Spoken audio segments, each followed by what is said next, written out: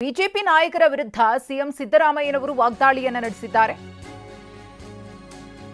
CM ಸಿದ್ದರಾಮಯ್ಯನವರು BJP ನಾಯಕರ ವಿರುದ್ಧ ವಾಗ್ದಾಳಿ ನಡೆಸಿರುವುದು, ಈ ದೇಶದಲ್ಲಿ ಬಿಜೆಪಿ ಭ್ರಷ್ಟಾಚಾರದ ಪಿತಾಮಹ ಎಚ್.ಡಿ. ಕುಮಾರಸ್ವಾಮಿ, ವಿಜಯೇಂದ್ರ, ಆರ್ ಅಶೋಕ್ಗೆ ನೈತಿಕತೆ ಇಲ್ಲ. ಭ್ರಷ್ಟಾಚಾರದ ಬಗ್ಗೆ ಮಾತನಾಡೋಕೆ ಅವರು ಯಾರಿಗೂ ಕೂಡ ನೈತಿಕತೆ ಇಲ್ಲ ಅಂತ ಕಿಡಿಕಾರಿದ್ದಾರೆ ಸಿಎಂ.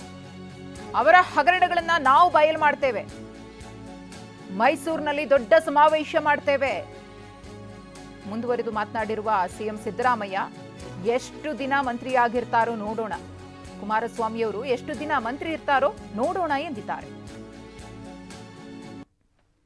ಭ್ರಷ್ಟಾಚಾರದ ಪಿತಾಮಹರು ಯಾರು ಇದ್ರೆ ಈ ದೇಶದಲ್ಲಿ ಬಿಜೆಪಿ ಭ್ರಷ್ಟಾಚಾರ ಮಾಡೋದ್ರಲ್ಲಿ 100% ಭ್ರಷ್ಟಾಚಾರ ಮಾಡೋರು, 40% ಭ್ರಷ್ಟಾಚಾರ ಯಾರಿಗೆ ಹೇಳಿದ್ರು ಅದನ್ನು ಕೆಂಪಣ್ಣ ಯಾರಾಗಿದ್ದಾರೆ, ಏನಾಗಿದ್ದಾರೆ ಕುಮಾರಸ್ವಾಮಿ ಎಷ್ಟು ದಿನ ಮಂತ್ರಿಯಾಗಿರ್ತಾರೆ ಕೇಂದ್ರದಲ್ಲಿ ಅನ್ನೋದು ಲೆಕ್ಕ.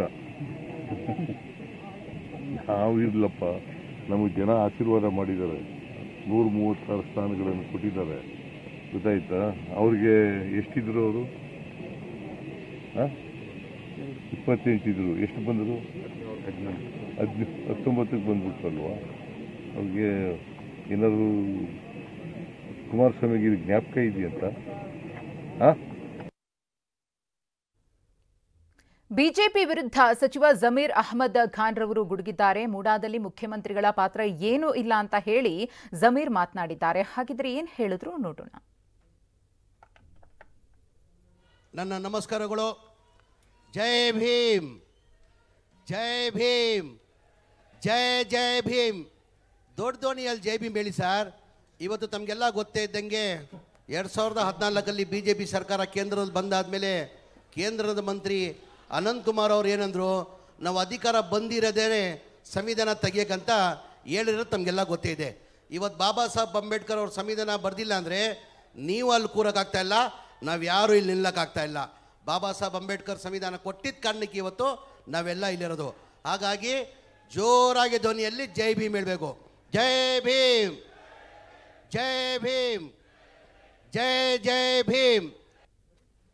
ಈ ಆಟ ನಡೆಯಲ್ಲ. ಡಿ.ಕೆ. ಶಿವಕುಮಾರ್ ಸಾಹೇಬರು ಸಿದ್ದರಾಮಯ್ಯ ಅವರು ಬಹಳ ಬಿಗಿಯಾಗಿದ್ದಾರೆ, ಏನೇನು ಮಾಡೋಕ್ಕಾಗಿಲ್ಲ. ಅವ್ರು ಮಾತ್ರ ಅಲ್ಲ, ನಾವೆಲ್ಲ ಇದ್ದೀವಿ. ನಾವೆಲ್ಲ ಡಿ.ಕೆ. ಶಿವಕುಮಾರ್ ಸಾಹೇಬರು ಸಿದ್ದರಾಮಯ್ಯ ಜೊತೆವಿ. ಕರ್ನಾಟಕ ರಾಜ್ಯದ ಜನತೆ ಅವ್ರ ಜೊತೆ ಇದ್ದಾರೆ. ದಯಮಾಡಿ ಅರ್ಥ ಮಾಡ್ಕೊಳ್ಬೇಕು.